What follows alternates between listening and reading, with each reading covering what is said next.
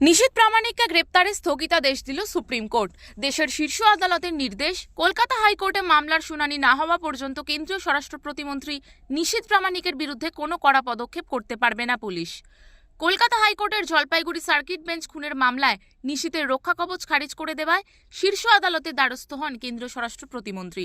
এদিকে নিশীথকে গ্রেপ্তারের দাবি জানিয়ে আন্দোলনে নামে বঙ্গের শাসক দল তৃণমূল কংগ্রেস।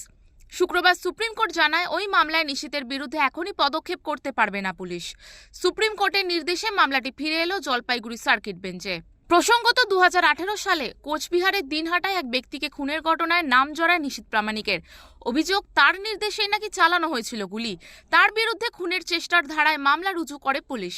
জারি হয়েছিল গ্রেপ্তারি পরোয়ানা। সেই গ্রেপ্তারি পরোয়ানার পরিপ্রেক্ষিতে রক্ষা কবচ চেয়ে কলকাতা হাইকোর্টের জলপাইগুড়ি সার্কিট বেঞ্চের দ্বারস্থ হয়েছিলেন কেন্দ্রীয় স্বরাষ্ট্র প্রতিমন্ত্রী। সেখানে আবেদন খারিজ হওয়ায় কাগজে কলমে কোচবিহারের বিজেপি সাংসদ নিশীথ প্রামাণিককে গ্রেপ্তারিতে পুলিশের বাধা ছিল না।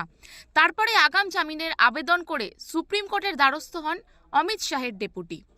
নয়াদিল্লি থেকে সুমন্ত দাশগুপ্ত, ওঙ্কার বাংলা।